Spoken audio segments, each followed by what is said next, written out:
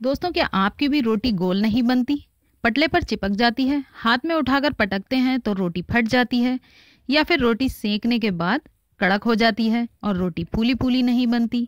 अगर ऐसा होता है तो इस वीडियो में आज हम जानेंगे कि ऐसा आखिर होता क्यों है। तो चलिए बिना देर किए वीडियो को शुरू करते हैं।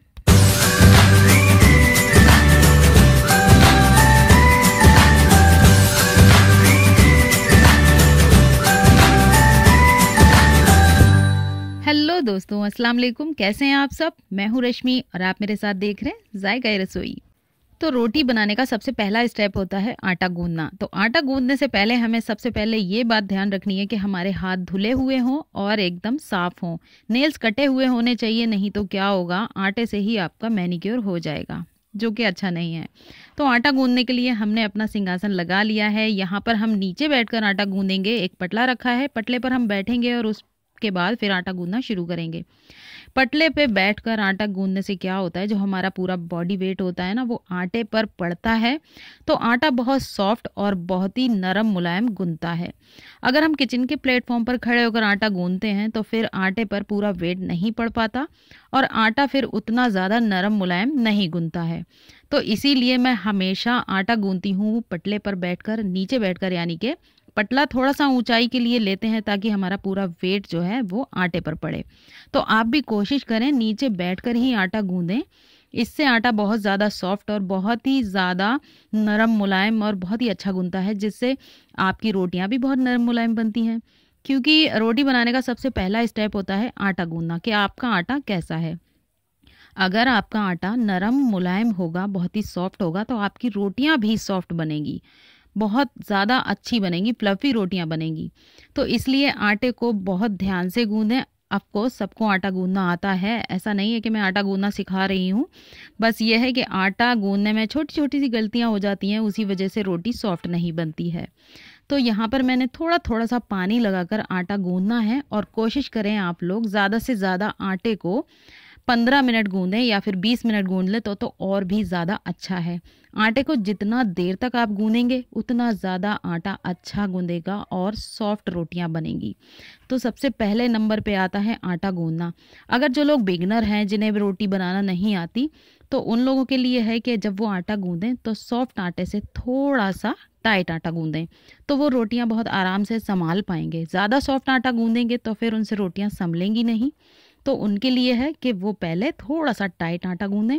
बाकी जो रेगुलर रोटी बनाते हैं फिर भी उनकी रोटियों में दिक्कत आती है, तो वो लोग आटा नॉर्मल ही गूंदें, जैसे कि सॉफ्ट आटा गूंदता है वैसा। तो ये हो गया हमारा पहला स्टेप कि आटा सॉफ्ट गूंदेगा तो रोटियां भी नरम बनेगी। और आटे को हम 15 से 20 मिनट तक गूंदेंगे और इसको आधा घंटे के लिए रेस्ट करने छोड़ देंगे। आधा घंटे का रेस्ट ज़रूरी है, इससे आटा बहुत सॉफ्ट हो जाता है। तो बस लास्ट में हमने हल्का सा पानी लगाकर आटे को इस तरह से गूंद लिया और सारे आटे को समेट कर हम इस तरह से रख देंगे और इसको ढककर छोड़ देंगे आधे घंटे के लिए। आधे घंटे के बाद हम इसको देखेंगे।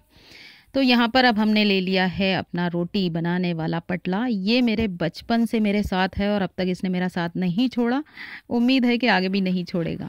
तो ये देखिए, आधा घंटे के बाद हमारा आटा कितना सॉफ्ट और नरम हो गया है। इसकी रोटियां एकदम फ्लफी बनेंगी, एकदम मक्खन मलाई। तो यहाँ पर हम एक बड़े से बर्तन में, इस तरह के फैले हुए बर्तन में, ये थाली ली है मैंने, उसमें थोड़ा सा आटा लिया है छान कर। अब आटे में इस तरह से हाथ हम हल्के से डिप करेंगे और लोइयाँ तोड़ लेंगे। तो यहाँ पर मैं 3 साइज़ की रोटी बनाना बताऊंगी आपको। तीनों साइज़ की रोटी बनाने का सेम तरीका रखेंगे, लेकिन फिर भी रोटियां हमारी कितनी अच्छे से बनेंगी, तो बस वही चीज़ आप ध्यान से देखें। अगर रोटी बनाने में हम छोटे छोटे से स्टेप फॉलो करेंगे, ध्यान से वीडियो देखेंगे, तो फिर जो परेशानी आती है ना रोटी बनाने में, तो वो सारी परेशानी दूर हो जाएगी। जैसे बहुत से लोग कहते हैं हमारी रोटी गोल नहीं बनती, हमारी रोटी पटले पर चिपक जाती है और हमारी रोटी सिकने के बाद सॉफ्ट नहीं होती, कड़क हो जाती है। तो आज इस वीडियो में ये सारे सवालों के जवाब होंगे, तो आप लोग बहुत ध्यान से देखिए।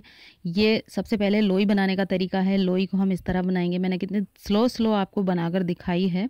लोई गोल बनेगी तो जाहिर है रोटी भी गोल बनेगी। तो आप देख सकते हैं मैंने यहाँ पर 3 साइज़ की लोइयाँ बना ली हैं। ये सबसे पहली लोई हमारी आती है फुलके की, जो हमारी इंडियन रोटी है फुलका, बहुत ज़्यादा मशहूर है, फूला-फूला फुलका।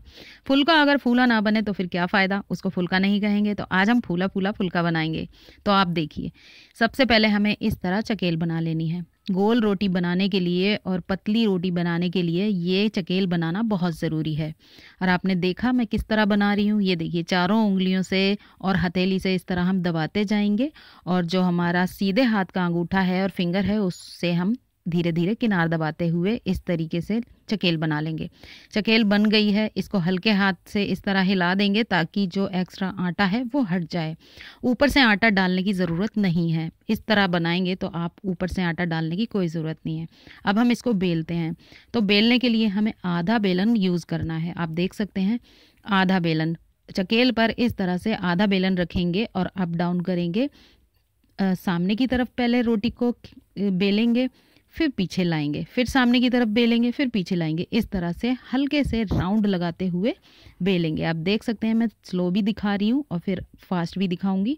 ये देखिए, जब आप हाफ बेलन से किनार दबाते हुए रोटी को बेलेंगे और पूरा राउंड जब लग जाएगा रोटी का, तो फिर बीच में 3 से 4 बेलन ज़रूर मारेंगे ताकि जो रोटी बीच से मोटी ना रहे। रोटी अगर बीच से मोटी रहती है तो क्या होता है कि रोटी फूलती नहीं है। रोटी ना फूलने का कारण सिर्फ यही है कि बीच से अगर मोटी रह जाएगी तो कभी नहीं फूलेगी। तो ध्यान रखें कि रोटी हमारी चारों तरफ से एक सी बिली हो, ना कहीं मोटी हो और ना ही कहीं ज़्यादा पतली हो। तो ये देख सकते हैं मैंने बहुत पतली सी रोटी बेल रही है। ये हमारा फुलका बनकर तैयार हो गया है। अब दोनों हाथों के बीच रखकर इस तरह से 7 से 8 बार हम इसको पटकेंगे ताकि जो एक्स्ट्रा आटा है वो भी हट जाए। और ये देखिए, अब हम इसको डालेंगे तवे पर। तो तवा हमारा अच्छे से गर्म होना चाहिए। पता कैसे करें कि तवा गर्म है? तो हाथ में उंगली पे थोड़ा सा आटा लगाएंगे, गीला वाला, और इस तरह लगा देंगे। तो आटे का कलर अगर फ़ौरन चेंज हो गया तो हमारा तवा एकदम परफेक्ट है। तो रोटी डालते ही देखिए फूलने लगी, आप देख सकते हैं। तो फटाफट इसको पलट देंगे। ये देखिए बिल्कुल हल्की हल्की चित्तियाँ आई हैं और हमने रोटी पलट दी है। बस 2 सेकंड के बाद हम रोटी को उठाकर फिर से इस तरह उठाकर हवा लगा देंगे। इससे क्या होगा, रोटी सॉफ्ट बनती है। फिर 2 सेकंड बाद फिर से हम रोटी को इस तरह हवा लगाएंगे और बस फ़ौरन ही हम रोटी को सेकने लगेंगे। यहाँ पर आप देख सकते हैं ना तो मैंने वीडियो स्किप की है, ना कट की है और ना ही मैंने फास्ट की है। बिल्कुल स्लो वैसे ही नॉर्मल वीडियो दिखा रही हूँ ताकि आप लोग पूरा प्रोसेस देख सकें कि मैंने कितनी देर तवे पर रोटी को रखा है। तवे पर ज़्यादा देर मैंने रोटी को नहीं रखा। रोटी कड़क होने की एक वजह ये भी होती है कि हम लोग बहुत देर तक अगर तवे पर रोटी छोड़ेंगे तो फिर वो कड़क बनेगी। सिकने के बाद बिल्कुल सॉफ्ट नहीं बनेगी, सिकने के बाद कड़क हो जाएगी। तो रोटी अगर सॉफ्ट बनाना चाहते हैं तो कोशिश करें जल्दी से जल्दी तवे से रोटी हम उतार लें। तो ये तो हो गया हमारा दूसरा स्टेप कि रोटी सॉफ्ट कैसे बने। तो ये देख सकते हैं आप कितना फूला फूला हमारा फुलका बना है, रखने के बाद भी फूला है पूरा। तो आप भी ऐसी रोटी बना सकते हैं। छोटी छोटी सी बातों का ध्यान दें। देखें मैंने किस तरह किया है। तो अब बारी आती है दूसरे नंबर की रोटी यानी कि चपाती। तो उसकी भी चकेल हम बना लेंगे। और चकेल आप एक बार फिर से देख लीजिए किस तरह से बनानी है। ये जो चारों उंगलियां हैं इसको यहाँ रखना है और ये जो हथेली है इस तरह से हम इसको दबाते रहेंगे और जो हमारा ये वाली उंगली है और ये अंगूठा, इस तरह से हम किनार दबाते हुए पतली करते जाएंगे, दबाते जाएंगे और धीरे धीरे अंगूठे को सेंटर में लाते जाएंगे ताकि यहाँ से भी पतला हो जाए। तो ये देखिए चकेल बनाने का तरीका आप देख लीजिए कितनी अच्छी से चकेल बन गई है। इसी तरह आप चकेल बनाकर रोटी बनाएंगे ना तो आपकी रोटी पटले से नहीं चिपकेगी, बहुत ही आसानी से बेल जाएगी, पतली बनेगी और बहुत अच्छी बनेगी। तो ये देखिए मैं एक बार पास से भी आपको दिखा देती हूँ कि रोटी किस तरह बेल रही हूँ मैं। आधा बेलन ही यूज़ करना है, बार बार कह रही हूँ। रोटी को उठाकर फिर बेलना है, फिर उठाकर पटकना है, फिर बेलना है, ऐसे नहीं। ये बिल्कुल ऐसे जैसे कि मैं बेल रही हूँ। तो आप लोग अगर मेरी तरीके से बिल्कुल रोटी सेक बनाएंगे ना तो परफेक्ट रोटी बनेगी। फिर कभी आपको कोई परेशानी नहीं आएगी। रोटी सॉफ्ट भी बनेगी, काफ़ी फ्लफ़ी बनेगी और खाने वाले आपके गुण गाएंगे। सब्ज़ी से ज़्यादा आपकी रोटियां खाई जाएंगी। तो ये देखिए अब इसको भी हम हाथ में उठाकर पटकेंगे और हमने कितनी पतली रोटी बेली है। ये देखिए 7 से 8 बार पटकना ज़रूरी है ताकि इसका जो एक्स्ट्रा आटा है वो हट जाए। ये देखिए तवा हमारा फिर से उतना ही गर्म है। रोटी डालते ही फूलनी चाहिए। रोटी डालते ही फूल गई तो हमने फटाक से इसको पलट दिया। ये देखिए, एक बार इसमें हम फिर से हवा लगा देंगे इस तरीके से। तो बस हवा लगाने के फ़ौरन बाद ही हमारी रोटी तैयार हो जाती है। छोटे छोटे से इस पे स्पॉट आ जाते हैं तो बस रोटी सिकने के लिए तैयार है। फ्लेम फिर हम हाई कर देंगे। हाई फ्लेम पर फिर रोटी को इस तरह सेकेंगे किनार से। सबसे पहले हम इसकी किनारें सेकेंगे ताकि किनार कच्ची ना रह जाए। सारी पूरी रोटी को हम सेक लेंगे, चारों राउंड लग जाएगा इसका पूरा। फिर उसके बाद बीच में सेकेंगे और फिर उसी तरीके से हम इसको पलट कर भी सेक लेंगे। तो ये हो गया आपका रोटी सेकने का तरीका कि सबसे पहले रोटी को किनारों से सेकें, उसके बाद बीच में सेकें, फिर रोटी को पलट कर भी उसी तरह से सेकें। तो ये देखिए, रोटी हमारी ये भी फूल कर गुब्बारा हो गई है और कितनी अच्छे से बनी है ये। आप लोग इस तरीके से बनाएंगे तो आपकी रोटियां भी बिल्कुल ऐसी ही बनेगी। तो अब बारी आती है तीसरे साइज़ की रोटी, जो कि जो मुस्लिम्स हैं उनके यहाँ बनती है बड़ी बड़ी और पतली पतली रोटियाँ, जो कि रेगुलर में मैं भी यही रोटी बनाती हूँ और रोज़ मेरे घर में यही रोटी बनती है, इतनी बड़ी और इतनी पतली। तो इसको भी मैं बेल कर दिखाती हूँ आपको। अब ये है मेरा तरीका, मैं इसको कितने फास्ट बेलती हूँ। तो आप देख सकते हैं तीनों रोटियां मैंने बनाई हैं, लेकिन तीनों रोटियों को बेलने का तरीका सेम है। लोई और चकेल मैंने सेम बनाई है। चकेल बनाने से क्या होगा कि आपकी रोटी बहुत ही ज़्यादा लाजवाब और बेहतरीन बनेगी, चिपकेगी नहीं, पतली बेलेगी, गोल बेलेगी। तो ये देख सकते हैं आप, मैंने कितने स्लो भी आपको बेल के दिखाया और इतना फास्ट भी। तो ये देखिए, बड़ी भी है और गोल भी है, कहीं से टेढ़ी नहीं हुई है। और बीच में बेलन मारना ना भूलें। बीच में बेलन से एक बार, दो बार, तीन बार बेल दें तो बीच में मोटी नहीं रहेगी रोटी। पूरा टाइम आपका तवा सेम गरम रहे, एक बराबर। तो उसके लिए आप सबसे पहले रोटी जब सेक लें तो स्लो कर दें इसकी फ्लेम, और जब रोटी बेलने लगें तो फ्लेम को हाई टू मीडियम कर लें। तो इससे तवे का बैलेंस बना रहेगा और तवा सेम गरम रहेगा। ये देखिए, इसको भी हमने डाल दिया। हमारी एक सब्सक्राइबर थी जिन्होंने कहा था आपने रोटी को तवे पर डालते हुए नहीं दिखाया है, तो प्लीज़ पूरी वीडियो बनाएं। तो इसलिए भी मैंने ये वीडियो बना दी है। तो आप देख सकती हैं, मैंने इस रोटी को पटक कर तवे पर डाली और डालते वक्त रोटी टेढ़ी नहीं हुई है बिल्कुल। तो आप रखिए इन छोटी छोटी सी बातों का ध्यान जो कि मैंने वीडियो में बताई हैं। तो इन छोटी छोटी सी बातों का ध्यान रखेंगे तो आपकी रोटियां भी लाजवाब बनेंगी और आप भी परफेक्ट रोटी बना पाएंगे।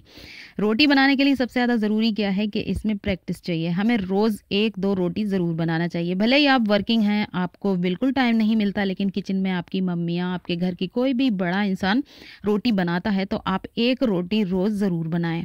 बेल कर देखें, सेक कर देखें। रोज़ अगर ऐसा करेंगे तो परफेक्ट रोटी बनाना आपको आ जाएगी। मेरी तरह फूली फूली और फ्लफी रोटी बनाना चाहती हैं, सॉफ्ट रोटी बनाना चाहती हैं, तो मेरे इस तरीके को ज़रूर आजमाएं। आप छोटी छोटी सी बातों पर ध्यान रखें, क्योंकि रोटी बनाने के लिए ज़रूरी है छोटी छोटी सी बातें, लेकिन बड़े काम की होती हैं ये छोटी बातें। तो ये देखिए, हमारी सॉफ्ट और फुलके चपाती रोटी बनकर एकदम रेडी है। और गर्मा गर्म रोटियों पर आप घी लगा लें फ़ौरन, तो फिर और ज़्यादा सॉफ्ट हो जाएगी रोटी। ये देखिए, मैं रोटी को फाड़ कर भी दिखा रही हूँ, बिल्कुल अंदर से चिपकी नहीं है, चारों तरफ से पूरी रोटी फूली है।